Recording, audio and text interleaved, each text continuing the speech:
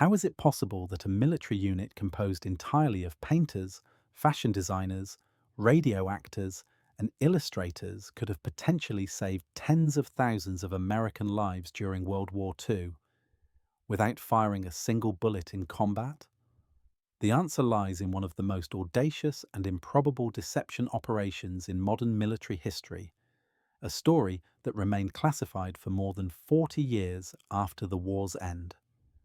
On January the 20th, 1944, at the ultra-secret facilities of Camp Forest, Tennessee, the 23rd Headquarters Special Troops of the United States Army was officially born, a unit that appeared on no official organizational chart, whose members were selected not for their ability to kill, but for their capacity to create convincing illusions. This was not an ordinary infantry unit, nor a conventional armored division.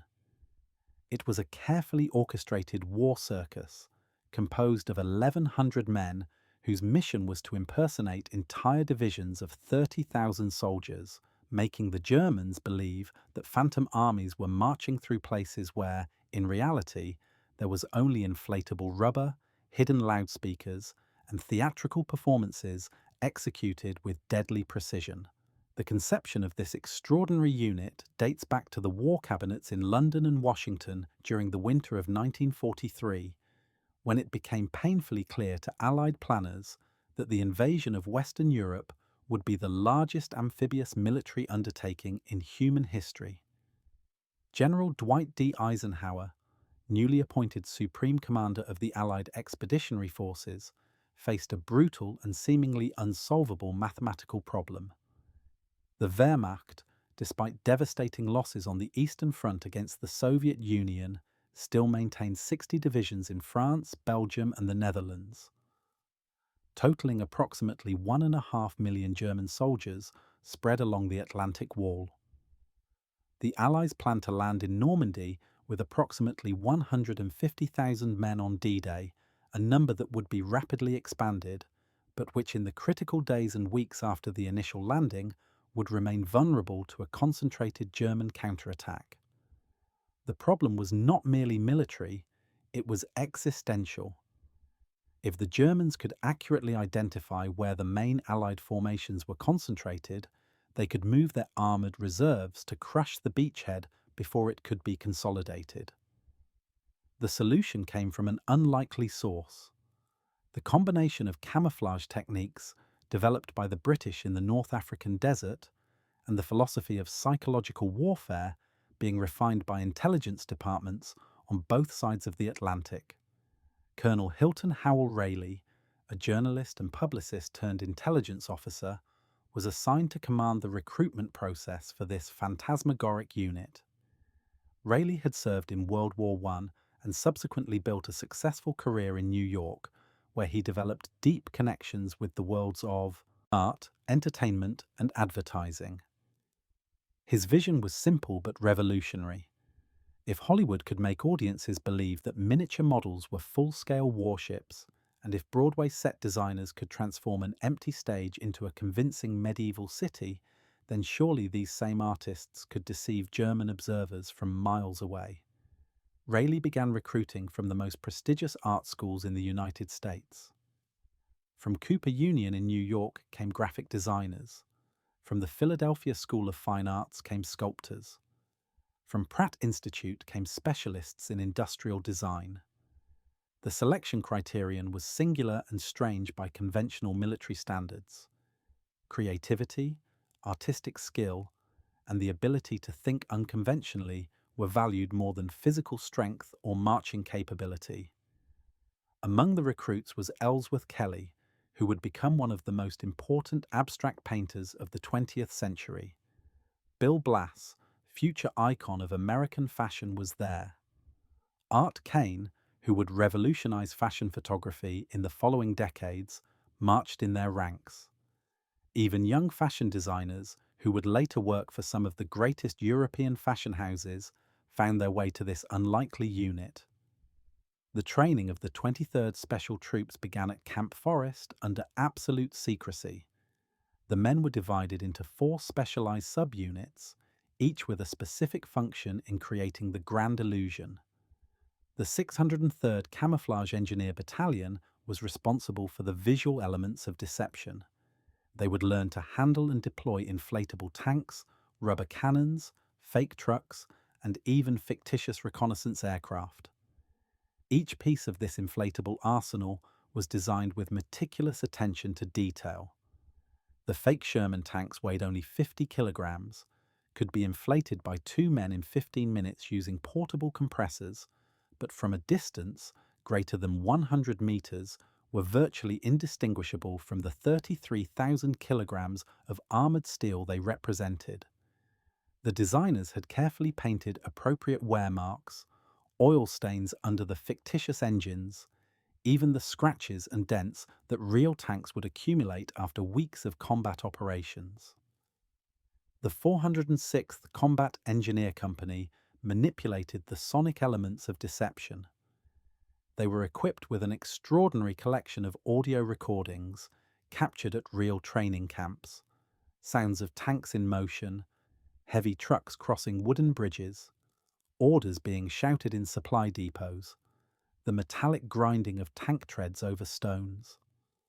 These recordings would be reproduced through specially designed loudspeakers mounted on half-tracks, each speaker capable of projecting sound 15 kilometers away under ideal atmospheric conditions. The 3152nd Signal Service Company was responsible for false radio traffic. Meticulously trained radio operators would transmit coded messages simulating the communication patterns of real divisions, knowing that German signal interceptors from the Funkabwehr would be listening to every transmission, plotting every location, building their estimates of the Allied order of battle. Finally, there was the Special Effects Company, a specialized group of officers and sergeants who would infiltrate towns and villages near the operational areas using the shoulder patches and insignia of real units, drinking in local bars, talking carelessly about troop movements, leaving trails of evidence that German spies would inevitably collect. The arsenal of fake equipment that the 23rd Special Troops would take to Europe was a marvel of improvised engineering and industrial design. The inflatable Sherman tanks were manufactured by the Goodyear Tire and Rubber Company, using vulcanized rubber coated with painted canvas. Each inflatable tank cost approximately $85 to produce, compared to the $50,000 of a real Sherman. The unit would eventually receive more than 200 of these fake tanks, along with hundreds of inflatable half-tracks, rubber 105mm cannons, and even L-5 Sentinel reconnaissance aircraft made of aluminum tubes covered with painted canvas that could be assembled at fictitious airfields.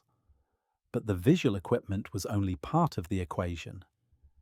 The audio specialists of the 406th had compiled a sound library that would be envied by any Hollywood studio. They had recordings of M4 Sherman medium tanks on the march, the distinctive sound created when their steel treads struck concrete pavement versus dirt roads. They had the sounds of M26 Pershing heavy tanks, although these were rare in the European theatre. They possessed recordings of convoys of GMC 2.5-ton trucks, the logistical workhorse of the American Army, recorded at different speeds and formations.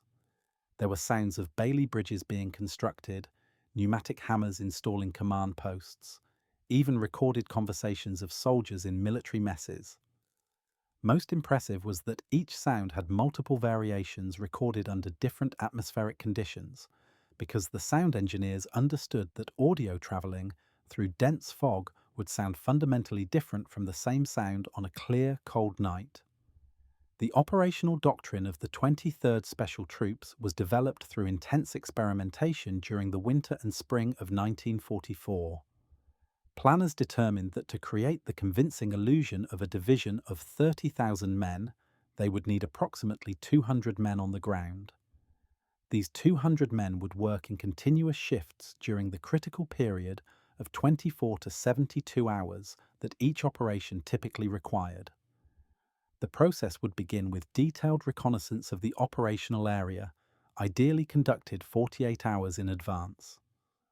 Reconnaissance officers, traveling in civilian jeeps whenever possible to avoid undue attention, would map approach routes, identify appropriate locations for fake equipment positioning, determine where to establish radio transmitters, and plot ideal points to position audio speakers, considering topography, vegetation, and prevailing wind conditions. Once reconnaissance was complete, the actual operation would typically begin at dusk. Trucks carrying the still-deflated tanks and fake equipment would roll into their designated positions under cover of darkness. Teams of 2 to 3 men would then inflate each piece, a task that in theory took 15 minutes, but which under field conditions, often with rain and mud, could take twice as long. Simultaneously, camouflage specialists would place fake track marks on approach roads, create evidence of vehicle activity in staging areas, and establish fake command posts complete with radio antennas and operational generators. Audio specialists would position their speakers, usually 3 or 4 kilometers behind the visual front line, where sound would travel over enemy positions, but the speakers themselves would remain hidden. Then, as night deepened, they would begin transmission. Sounds of an armored division preparing for movement, engines warming up, officers shouting orders, the controlled chaos of 10,000 vehicles preparing to march. Colonel Billy Harris assumed operational command of the 23rd Special Troops in March 1944. Harris, born in 1902 in rural Kentucky, had served as an artillery officer in the 1920s before leaving the Army to work in the film industry in Los Angeles, where he developed expertise in special effects and production techniques. Called back to active service in 1942, Harris was the perfect choice to command this unorthodox unit.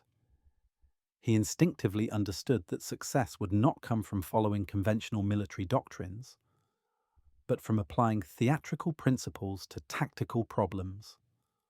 Harris was known for walking through staging areas before operations, examining each inflatable tank like a film director inspecting a set, touching the canvas to ensure there were no wrinkles that might catch light incorrectly, checking that unit identification markings were positioned exactly where they would be on real vehicles. He insisted that his men study how soldiers from real units behaved, how they moved, how they parked their vehicles, even how they hung their clothes to dry. "We're not building fake tanks," he would say repeatedly during training sessions. "We're creating an alternative reality that must be absolutely convincing in every detail, because if we fail, real men will die in our place." The 23rd Special Troops embarked for Europe on May 2nd, 1944, arriving at the port of Gourock in Scotland before moving south through England to staging areas near Southampton. They would not participate in the initial invasion of Normandy on June 6th, but would land in France on July 15th, 1944, more than a month after D-Day, when the beachhead had been significantly expanded, but the tactical situation remained fluid and dangerous. Their equipment came in 44 specialized cargo ships, each carefully packed and catalogued. The first weeks in France were spent in acclimatization and additional training under real combat conditions. The men learned quickly that deception operations in a combat zone were fundamentally different from exercises in Tennessee. German artillery was a constant threat. Enemy patrols operated behind the lines, searching for targets of opportunity. German reconnaissance aviation, though increasingly rare due to Allied air dominance, still occasionally managed to penetrate defenses and photograph American positions. Each of these factors had to be considered when planning operations. The first real combat operation of the 23rd Special Troops was codenamed Elephant, and occurred from August 15 to 22, 1944, in the area around Brest in French Brittany. The objective was to simulate the presence of the American 2nd Armored Division, making the Germans believe that a substantial force was preparing to attack their coastal fortifications from the west, while in reality, the true Second Armored Division was being repositioned for operations further east. Operation Elephant mobilized 446 men of the 23rd, supported by elements of the true 2nd Armored Division, who were temporarily left behind specifically to provide additional authenticity. For 6 days, the 23rd created the illusion of a complete armored division preparing for offensive operations. They established a fake tank field containing 50 inflatable Shermans across 3 square kilometers of French countryside. Audio specialists positioned their speakers in echeloned formations, creating the sonic illusion of nighttime vehicle maintenance, engine testing, and convoy movement. Radio operators transmitted traffic simulating the characteristic communication patterns of an armored division, including command networks, logistical frequencies, and even the informal chatter between subordinate units that German interceptors would expect to hear. Simultaneously, officers from the Special Effects Company wearing 2nd Armored Division patches visited nearby villages, were seen at military checkpoints, and left traces in local establishments where they knew German informants or French collaborators might observe them. Allied intelligence subsequently confirmed through captured documents that the German command in Brest had reported the presence of the 2nd Armored Division in the area during the entire period of the operation, maintaining 3 battalions in reserve specifically to counterattack what they believed to be an imminent armoured assault. Those 3 battalions, approximately 3,000 German soldiers with artillery support, remained fixed in position defending against a phantom attack, while they could have been employed against real threats in other sectors. The success of Operation Elephant established the operational model that the 23rd Special Troops would follow through the next 21 operations over the following 10 months. But it also revealed significant challenges that would need to be addressed. The first was the vulnerability of inflatable tanks to severe weather. During Operation Elephant, strong winds tore 2 of the fake Sherman tanks, and heavy rain caused camouflage paint to run on several others, creating patterns that would not correspond to natural wear. The unit's artists and designers spent weeks after Elephant refining their techniques, experimenting with different types of water-resistant paint, developing more robust anchoring systems to hold inflatables during strong winds, and creating field maintenance procedures to quickly repair damage. The second challenge was coordination with conventional units. Many division and corps commanders simply did not understand how to effectively employ a deception unit, and some were deeply skeptical about its value. Colonel Harris and his staff officers spent countless hours educating senior commanders about the 23rd's capabilities and limitations, emphasizing that they were not magicians who could make entire divisions disappear, but rather artists who could create convincing illusions if given adequate planning time, appropriate reconnaissance, and proper integration into broader operational plans. In September 1944, as Allied armies pursued retreating German forces across France toward the German border, the 23rd Special Troops conducted Operation Bettembourg near Luxembourg. This operation was fundamentally different from Elephant. Instead of simulating an offensive concentration, the objective was to make the Germans believe that the true 5th Armoured Division remained in defensive position along the Moselle River, while in reality it was being withdrawn for refitting and resupply after weeks of continuous combat. The 23rd moved into the 5th Armoured's positions during the night of September 18th, executing what they called sequential replacement. As real elements of the 5th Armoured withdrew under cover of darkness, teams from the 23rd immediately inflated fake tanks in the exact positions that real vehicles had just vacated. The synchronization had to be perfect because German aerial reconnaissance, though rare, was still possible, and any observable gap in armoured lines could reveal the deception. For 6 crucial days, 280 men of the 23rd impersonated 15,000 soldiers of the 5th Armoured Division. They not only maintained the inflatable tanks and transmitted false radio traffic, but executed what they called activity programs, carefully choreographed patterns of visible movement designed to simulate the daily routine of a real armored unit. Real vehicles, a small number of genuine jeeps and trucks operated by the 23rd, moved along supply routes at specific times that would correspond to the logistical runs an armored division would make.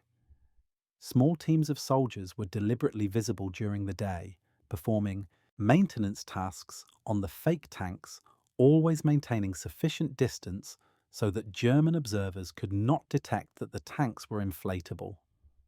At night, audio specialists reproduced sounds of normal nighttime activity, generators running, occasional tank engines being started and tested, the distant murmur of human activity. The most dangerous aspect of each operation was what Harris called the close inspection problem. If German patrols managed to penetrate the lines and get close enough to physically inspect the fake equipment, the entire illusion would collapse.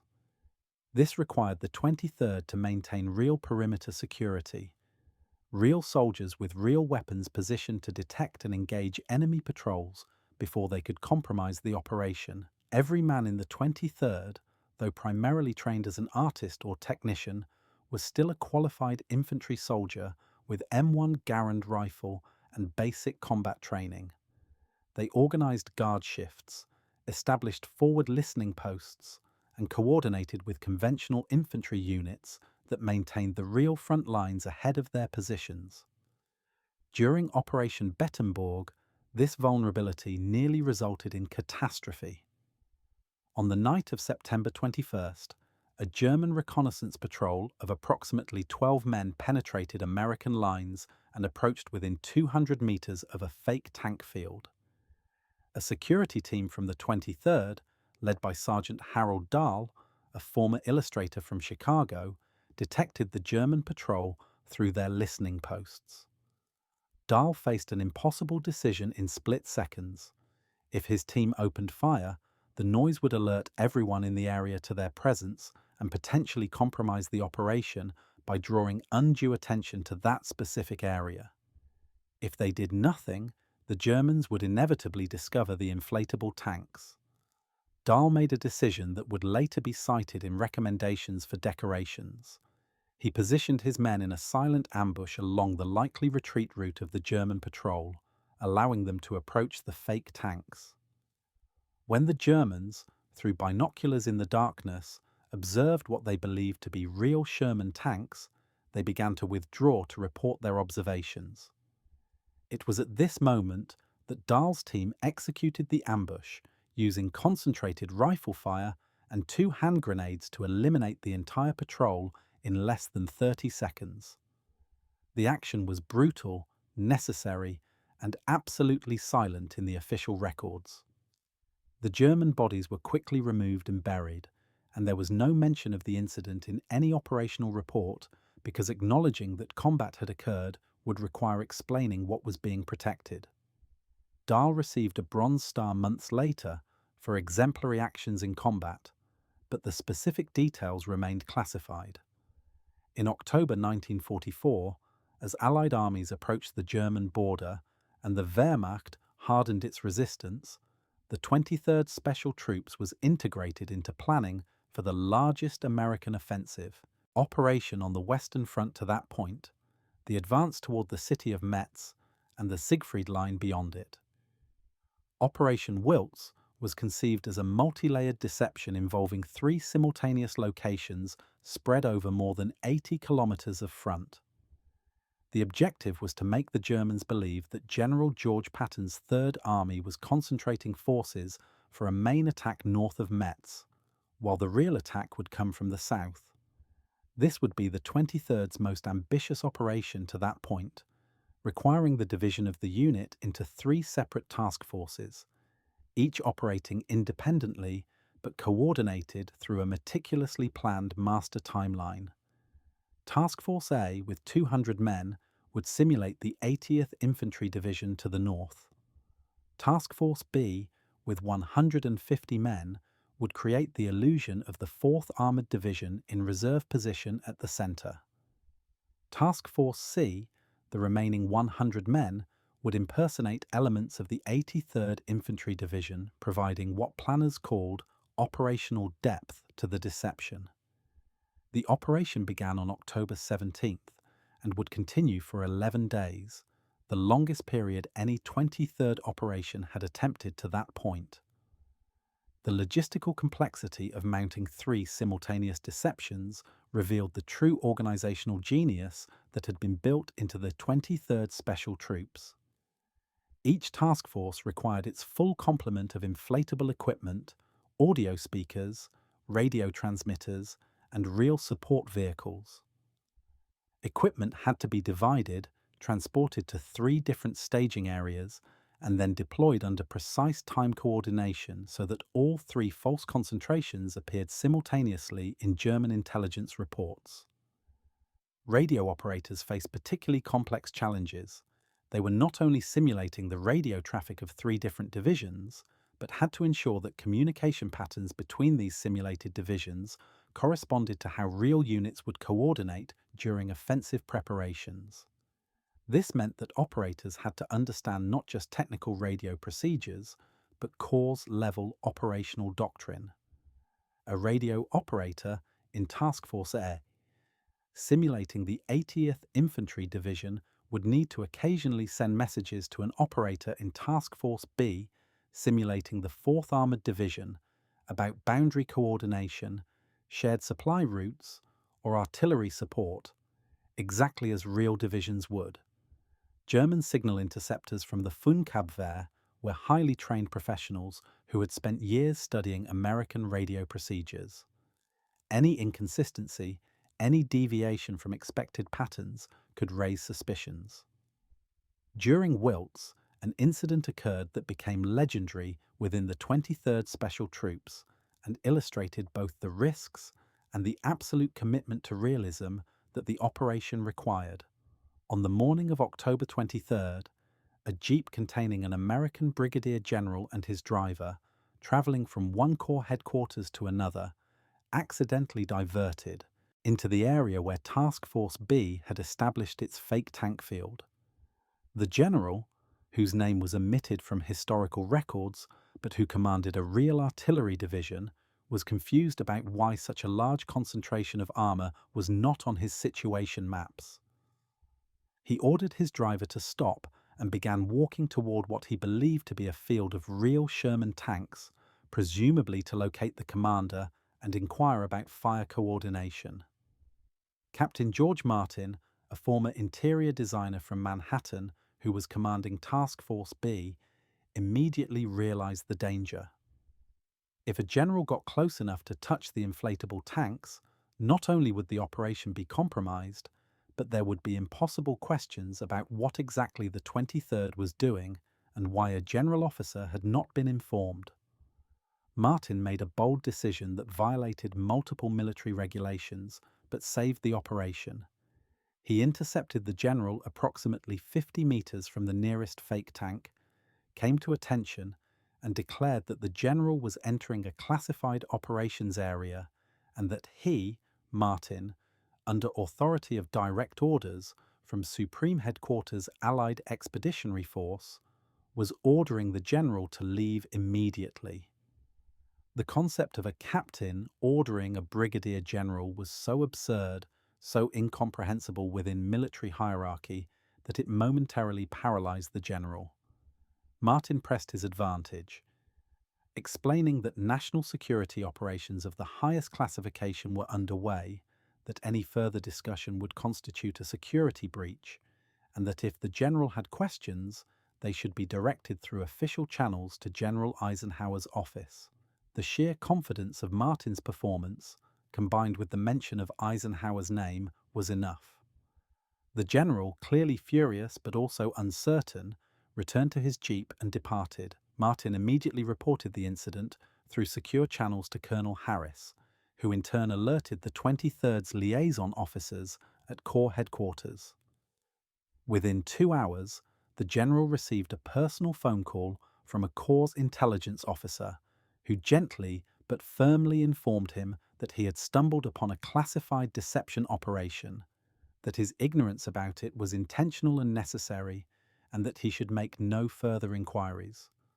The incident never appeared in any official record, but within the 23rd it became a defining story about how seriously they took operational security and how far they were willing to go to protect their missions. Operation Wiltz was considered a significant success. German documents captured later revealed that their intelligence analysts had plotted all three false concentrations on their situation maps, and that German armoured reserves had been positioned specifically to counterattack what they believed to be the main attack axis north of Metz. When the true American attack came from the south on November 8th, German forces were badly positioned and took 48 critical hours to reorient their defences.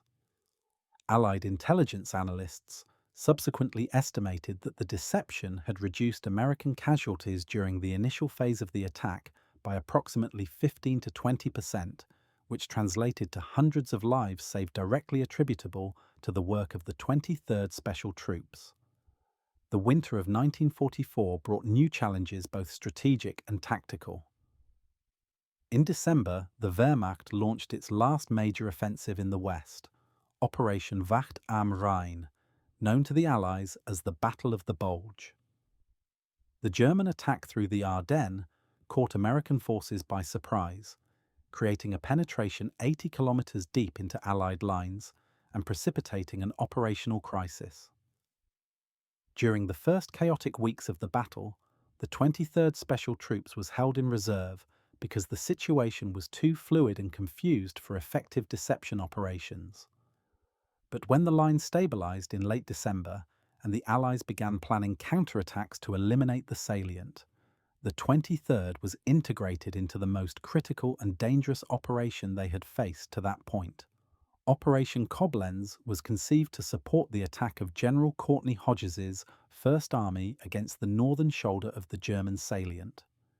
The plan required the 23rd to create the illusion of two entire divisions, the 75th Infantry and the 6th Armoured, concentrating for an attack from the west, when in reality these divisions were being secretly repositioned to attack from the northeast. The operation would be conducted in brutal winter conditions, with temperatures below zero, heavy snow, and the constant threat of German counterattacks by forces that were desperate and fighting with the ferocity that comes from soldiers who know they are defending their own homeland. The 23rd moved into position on December 26, 1944, the day after Christmas, through ice-covered roads and under intermittent blizzards that reduced visibility to less than 50 meters. Weather conditions created both opportunities and problems. Reduced visibility meant that inflatable tanks did not need to be as meticulously detailed because German observers could not inspect them closely even with binoculars. But the extreme cold created new technical challenges. The rubber of the inflatables became stiff and brittle in below zero temperatures, dramatically increasing the risk of tearing during inflation. Air compressors that normally inflated a tank in 15 minutes struggled in the cold, often taking 30 minutes or more. Worse, snow accumulating on inflatable tanks created weight patterns that would not correspond to how snow would accumulate on real metal tanks, a discrepancy that trained observers could potentially notice. The 23rd's artists adapted quickly, developing techniques to brush snow off the inflatables in patterns that would mimic natural accumulation on real vehicles, paying attention to the angles of surface planes and how snow would be displaced by real crews moving around their vehicles. The audio component of Operation Koblenz faced even more severe challenges. Sound travels differently in cold, dense air versus warm air, and heavy snow absorbs sonic frequencies, particularly the higher tones. The sound engineers of the 406th Company had to recalibrate their playback settings, increasing volume and adjusting equalization to compensate for atmospheric absorption. They discovered through painful experimentation that their standard recordings of tank engines sounded artificial when reproduced in winter conditions because cold engines produce a slightly different tone than warmed engines. a lieutenant named Walter Arnett, who had worked as a sound engineer for NBC Radio before the war, spent 3 nights in below-zero temperatures beside real Sherman tanks, recording their engines being cold-started, warming up, and then operating at various speeds, all in winter conditions. These new recordings were then integrated into the playbacks, creating a more authentic sonic signature that would match what German listeners would expect during winter operations. During Koblenz, the 23rd operated less than 8 kilometers from German front lines, the closest distance they had worked to that point. This proximity meant that German artillery was a constant and immediate threat. On December 29th, a German artillery barrage hit a staging area where the 603rd Camouflage Engineer Battalion was setting up fake tanks. 3 men were killed instantly by an 88mm round that detonated less than 10 meters from where they were working. 5 others were wounded, 2 seriously. It was the first time the 23rd had suffered fatal casualties in action, and the impact on the unit was profound.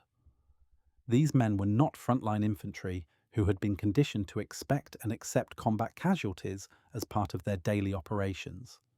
They were artists, designers, technicians who had been recruited with the implicit promise that they would contribute to the war effort through their creative talents, not through direct combat.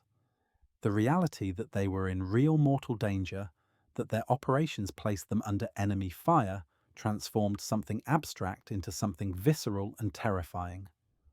Colonel Harris assembled the entire unit the afternoon following the casualties. His speech was short, direct, and remarkable for its brutal honesty. He acknowledged that they had signed up for something that had been described to them as relatively safe, but that the nature of war meant that no place was truly safe. He explained that the work they were doing saved American lives on a scale that few other soldiers could match, that each fake tank they inflated potentially drew German artillery fire away from real soldiers, that each successful deception mispositioned German forces and created opportunities that Allied commanders exploited. He offered any man who wanted to request transfer to rear support units the opportunity to do so without prejudice. Not a single man accepted the offer. Operation Koblenz continued for 13 days through early January 1945, becoming the longest operation the 23rd had conducted. During that period, they maintained the illusion of 2 complete divisions through weather conditions that varied from heavy blizzards to freezing rain, under constant threat of artillery, and with the additional tension of knowing that 3 of their comrades had been killed executing exactly the same tasks they continued to perform. When the operation finally concluded and the 23rd was withdrawn to rear rest areas, Allied intelligence confirmed that it had been extraordinarily successful. German radio intercepts showed that they had not only identified the 2 fake divisions, but had reinforced the sector facing these simulated concentrations with an additional infantry battalion and a battery of anti-tank guns.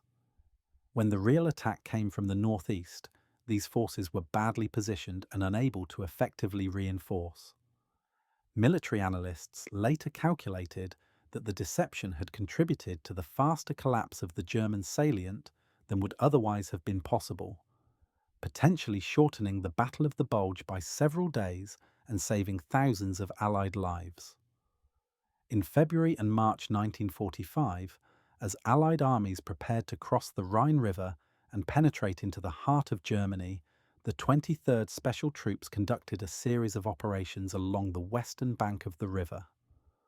Operation Viersen in March was particularly significant because it involved coordination with British and Canadian forces, marking the first time the 23rd had operated in support of non-American units. The objective was to simulate preparations for a large-scale river crossing at Viersen, while the real crossing would be executed by the British 21st Army Group 30 kilometers to the north near Wesel. The operation required not only creating the visual and sonic illusion of troop concentrations, but simulating the specific activities associated with river crossing preparations. The 23rd established false staging areas for assault boats, created fictitious bridge equipment depots, and even mounted what appeared to be artillery positions prepared for crossing support barrages. Audio specialists developed new sound programs specifically for this operation, including recordings of boats being tested in water, the distinctive sound of Bailey Bridge sections being assembled, and the noise of large numbers of men conducting river crossing rehearsals. A team of camouflage specialists led by Sergeant Arthur Shilstone, a Life magazine illustrator before the war, created what may have been their masterpiece of visual deception, an entire battalion command complex complete with tents, vehicles, radio antennas, and even carefully positioned latrines, all visible to German observers on the east side of the Rhine. The complex was built using a combination of real and fake structures, strategically positioned so that, from the perspective of known German observation positions, it appeared to be a fully functional headquarters with appropriate activity. Small teams of soldiers moved through the complex at specific times, creating activity patterns that would correspond to the daily routines of a real battalion headquarters. Operation Viersen revealed the extent to which the 23rd Special Troops had evolved since their first experimental operations in Brittany. They were no longer simply positioning inflatable tanks and hoping for the best. They were creating complete operational environments, entire theatres of war that were meticulously detailed in every aspect. Each element was considered through the perspective of the German observers they knew would be watching. This meant understanding not just how objects appeared, but how activities unfolded over time. A real battalion headquarters would have regular messenger activity, jeeps arriving and departing at predictable intervals. There would be guards posted at specific points. At night, there would be visible light leaking from tents where staff officers would be working. All of these activities had to be simulated using the limited resources available, often meaning that the same few vehicles and men had to circulate multiple times to create the illusion of much more activity than was actually occurring.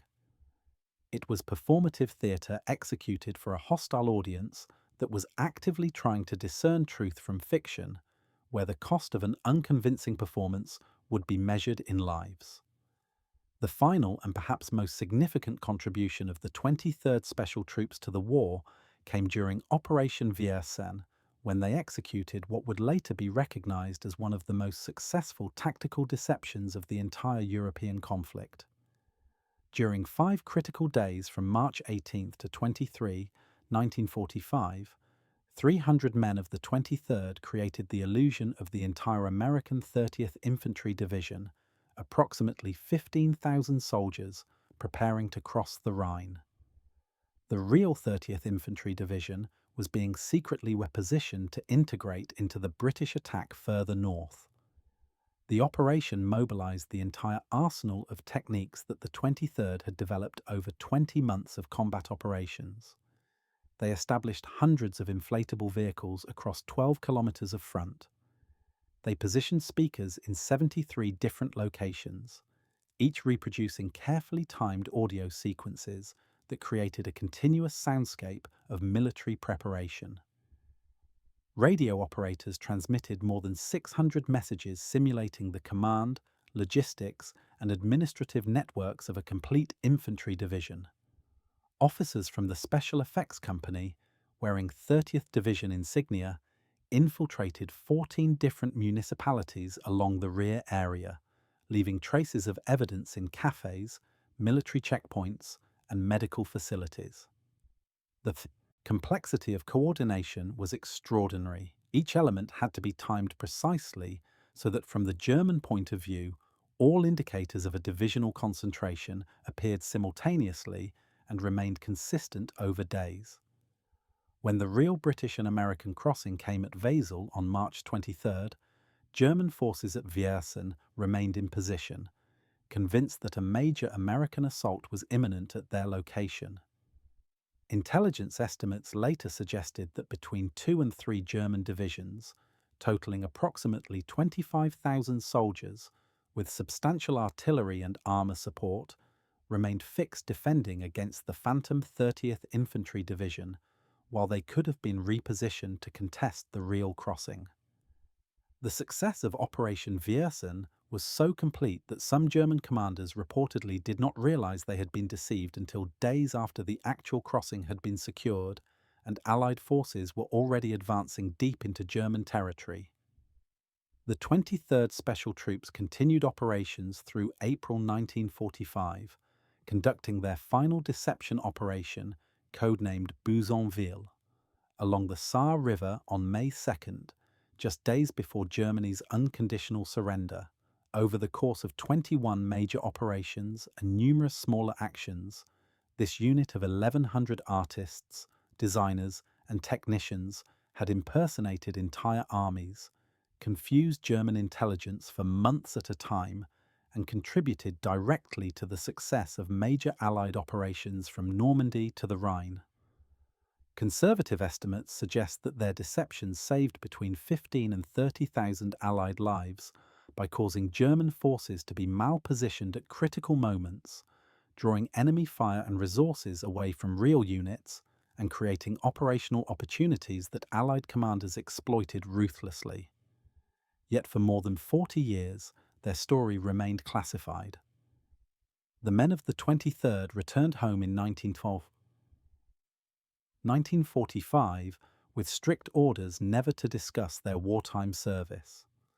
Many went on to distinguished careers in art, design, fashion, and entertainment, but they carried their secret in silence.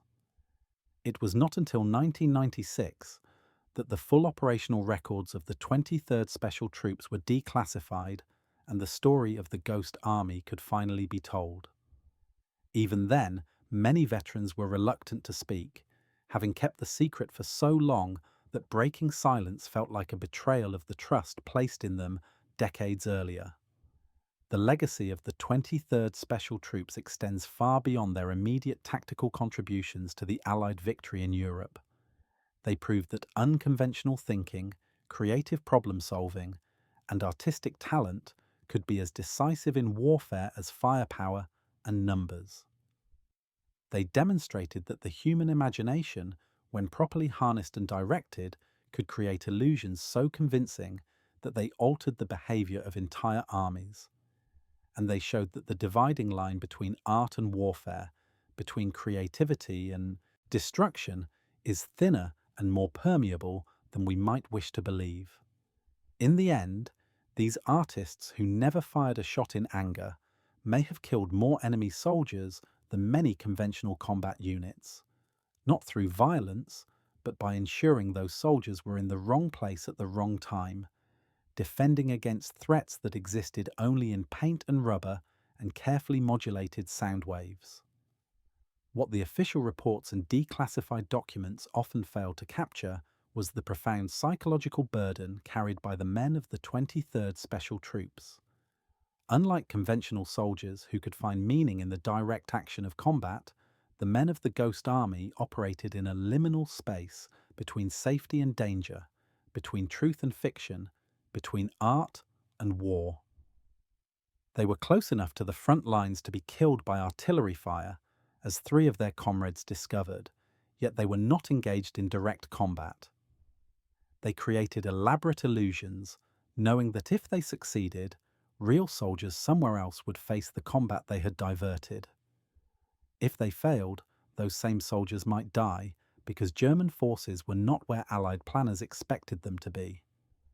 Sergeant Victor Dowd, a painter from Connecticut who served with the 603rd Camouflage Engineer Battalion, later described the peculiar anxiety of their work in a 1997 interview. "We weren't afraid of being shot in a firefight. We were afraid of being discovered. Every time we inflated a tank, every time we positioned a rubber cannon, we knew that if a German patrol got too close, if a reconnaissance plane flew too low, if an informant reported inconsistencies, the entire operation would collapse. And we knew that failure meant other men would pay the price. That's a different kind of fear than what infantry faces. It gnaws at you constantly because you can never be sure if what you're creating is convincing enough. The deception operations also created a strange moral paradox.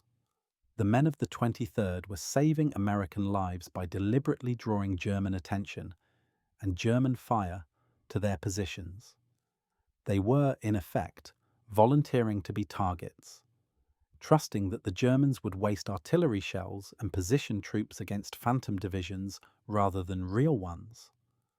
During Operation Koblenz, when 3 men were killed by German artillery, the survivors had to grapple with the realization that the shells that killed their friends were, in a sense, exactly what they had been trying to attract. The operation was working. The Germans believed the illusion was real enough to be worth shelling. That their comrades died proved they had succeeded in their mission. It was a terrible calculus that conventional soldiers never had to make. The artistic output of the 23rd Special Troops during and after the war provides a fascinating window into how they process their experiences. Many of the unit's members were encouraged by their officers to document their operations through sketches and paintings, both as a form of operational record-keeping and as a way of maintaining their artistic skills during the war. The resulting collection, much of which is now housed in various military archives and museums, represents a unique fusion of military documentation and artistic expression. Ellsworth Kelly, who would become famous for his hard-edge abstract paintings and sculptures, spent his time in the 23rd creating meticulous technical drawings of camouflage patterns and detailed observations of how light and shadow fell on inflatable tanks at different times of day. His later abstract work, with its emphasis on precise geometric forms and careful study of positive and negative space, can be traced directly to his training in visual deception. Kelly himself acknowledged in later interviews that his time in the Ghost Army taught him to see the world as a series of relationships between form, color, and perception, skills that became the foundation of his artistic philosophy. Bill Blass, the future fashion designer, served in the Special Effects Company, where his primary role was to infiltrate local communities wearing the insignia of various divisions. His attention to detail regarding uniforms, insignia, and the subtle social signals conveyed by military dress would later inform his approach to fashion design. Blass rarely spoke publicly about his wartime service, but colleagues noted that he had an almost obsessive attention to how clothing communicated identity and status, an awareness that clearly originated in his work creating false identities during the war. Art Kane, who would revolutionize fashion photography in the 1950s and 60s, worked with the audio specialists of the 406th Company. His job was to help position speakers and evaluate the effectiveness of sonic deceptions. Kane later said that his experience manipulating sound and space during the war taught him to think about photography as a form of staged reality, where the photographer's role was not to capture truth, but to create a convincing illusion of truth. His most famous photograph, A Great Day in Harlem from 1958, which assembled 57 jazz musicians on a Harlem stoop, was in many ways a peacetime application of the staging techniques he learned in the Ghost Army, gathering disparate elements and arranging them to create a scene that felt natural and spontaneous, but was actually carefully orchestrated. When the men of the 23rd Special Troops returned home in the summer of 1945, they faced a unique challenge. They could not talk about what they had done. The operational methods of the Ghost Army remained classified because military planners anticipated they might be used again in future conflicts. The men were debriefed, sworn to secrecy, and sent home with discharge papers that listed their service in generic terms that revealed nothing about their actual work. This enforced silence created profound difficulties for many veterans. Unlike soldiers who returned from conventional combat units, the men of the 23rd could not share their experiences with family, friends, or fellow veterans. They could not explain where they had been or what they had done. They could not process their trauma, their pride, or their grief through the normal channels of storytelling that help veterans reintegrate into civilian society. Some men simply told their families they had been in special services and left it at that. Others invented cover stories about serving in supply units or headquarters companies. A few tried to hint at the truth through deliberate vagueness, but the specifics remained locked away. The secrecy also meant that the men of the 23rd Special Troops received virtually no public recognition for their contributions during the war. While other units received unit citations, campaign streamers, and public acknowledgement of their achievements, the Ghost Army remained invisible. This was particularly painful for the families of the 3 men killed during Operation Koblenz. Their deaths were listed in official records as occurring in action, but the specific circumstances could not be revealed. The families never knew that their sons and husbands had died protecting inflatable tanks, that their deaths had served a purpose in a broader deception operation, that they had died so that other soldiers might live. It was not until 1985, 40 years after the war's end, that some operational details of the 23rd Special Troops began to be declassified.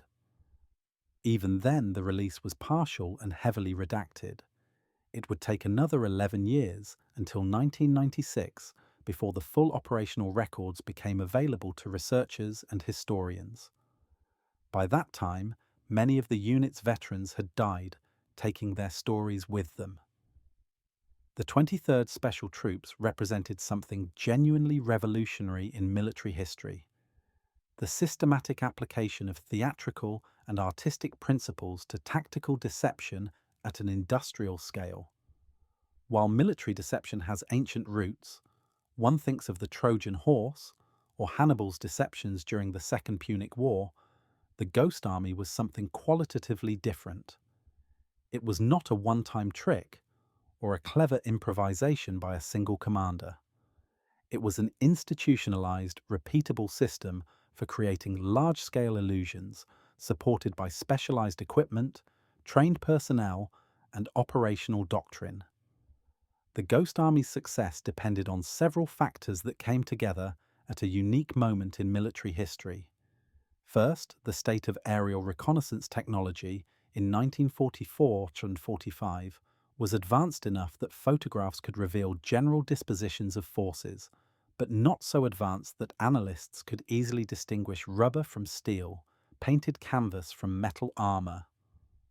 If the 23rd had operated in the satellite surveillance era, their inflatable tanks would have been instantly recognizable as fakes.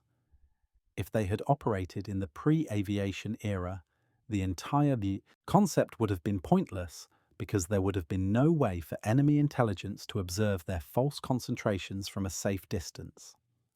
Second, the nature of radio communications in World War II created vulnerabilities that the 23rd could exploit. Radio traffic was routinely intercepted, call signs and communication patterns were analyzed, and entire intelligence organizations like the German Funkabwehr were dedicated to building pictures of enemy dispositions through signals intelligence. But the encryption and communication security technologies were primitive enough that simulating convincing radio traffic was feasible. Modern military communications, with their digital encryption, frequency hopping spread, spectrum transmissions, and sophisticated authentication protocols, would be much harder to simulate convincingly. Third, the Ghost Army operated during a unique window when the scale of military operations was large enough to make entire phantom divisions plausible, but not so large that the logistics of deception became impossible. In earlier wars, with smaller armies, hiding or fabricating a division of 15,000 men would have been proportionally more difficult. In later conflicts, with precision-guided munitions and real-time intelligence, the sort of static displays of equipment that the 23rd created would be vulnerable to immediate attack and verification. The story of the 23rd Special Troops offers several enduring lessons that remain relevant to contemporary military thinking. First, It demonstrates the value of unconventional approaches to conventional problems. The instinct of military institutions is to seek solutions within existing frameworks. More firepower, better weapons, superior numbers. The Ghost Army succeeded because planners were willing to think laterally, to recognize that an artist with a paintbrush and a rubber tank might accomplish objectives that another armored division could not. Second, the Ghost Army showed that in warfare, perception can be as important as reality. The German divisions that were mal-positioned because they believed they were facing threats that did not exist were just as effectively neutralized as if they had been destroyed in combat. In some ways, more effectively, destroyed units can be replaced, but units that are in the wrong place at the crucial moment simply fail to participate in the battle at all. Third, the experience of the 23rd Special Troops highlighted the importance of attention to detail in deception operations. The success of their illusions depended on getting hundreds of small details correct. The angle of shadows on inflatable tanks, the timing of radio transmissions, the patterns of snow accumulation on equipment, the behavior of individual soldiers in towns behind the lines. Any one of these details, if wrong, could have compromised entire operations. This suggests that effective deception requires not just creativity, but also obsessive, almost artistic attention to how things actually work in the real world. Modern military deception operations have become both more sophisticated and more challenging. The digital era creates new opportunities for deception: false social media accounts, manipulated satellite imagery, spoofed GPS signals, but also new vulnerabilities, as every digital action leaves traces that can potentially be analyzed. The principles established by the Ghost Army, understanding your audience, creating layered illusions, sweating the small details, remain relevant, even as the specific techniques have evolved beyond recognition. In 2013, nearly 70 years after the end of World War II, a documentary film titled The Ghost Army brought the story of the 23rd Special Troops to a wide public audience for the first time. The film included interviews with surviving veterans, now in their late 80s and 90s, who finally had the opportunity to share their stories publicly. The experience of being interviewed was emotional for many of them. They had carried these secrets for so long, had been unable to fully explain to their children and grandchildren what they had done during the war, that the opportunity to finally speak freely brought both relief and grief. Relief at finally being able to tell the truth, grief for all the years of enforced silence, and for the comrades who had died without ever having their contributions publicly recognized. In 2022, Congress passed legislation awarding the Congressional Gold Medal to the Ghost Army, one of the highest civilian honors the United States can bestow. By this time, fewer than 10 members of the original 1,100 were still alive. At the ceremony, Jack Mazie, one of the last survivors, then 102 years old, spoke briefly about his service. "We were just trying to do our part. We happened to be artists, so that's how we contributed, but we weren't heroes. The real heroes were the infantry who fought while we painted." This modesty was characteristic of the Ghost Army veterans, but it also missed something essential. The men of the 23rd Special Troops were heroes precisely because they found a way to contribute that matched their unique skills, because they volunteered for dangerous missions that required them to be near the front lines, because they understood that their illusions had life and death consequences, and they executed them with obsessive precision. They were heroes because they transformed their art into a weapon more subtle and, in its way, more powerful than guns or tanks. They proved that creativity and imagination could be martial virtues, that the ability to deceive could be a form of courage, and that sometimes the most effective way to win a battle is to ensure it is fought somewhere else. The inflatable tanks have long since deflated and decayed. The recordings of tank engines and convoy movements have been digitized and archived. The radio equipment sits in museums, silent and obsolete. But the legacy of the Ghost Army endures in the lives they saved. Soldiers who survived battles because enemy forces were in the wrong positions. Civilians who were spared because operations succeeded more quickly than they would have otherwise. Children and grandchildren who exist because their ancestors were not killed by German artillery shells that were instead aimed at rubber and canvas. In the end, the story of the 23rd Special Troops is a reminder that war is not only a contest of firepower and industrial production, but also a contest of imagination and will. The side that can make its enemies see phantom armies, hear non-existent divisions, believe in threats that do not exist, that side gains advantages that no amount of steel can provide. The Ghost Army showed that art and war, creativity and destruction, imagination and violence exist on a continuum, and that in the hands of brave and talented people, the tools of peace can become instruments of victory. They were artists who went to war and fought with paintbrushes, rubber, sound waves, and radio signals. They were soldiers who never intended to kill anyone, but who saved thousands of lives through their illusions. They were the Ghost Army, and their story deserves to be remembered not just as a curious footnote to World War II, but as a profound demonstration of human creativity applied to the terrible problems of human conflict. In their own way, they proved that sometimes the pen, or the paintbrush, truly is mightier than the sword.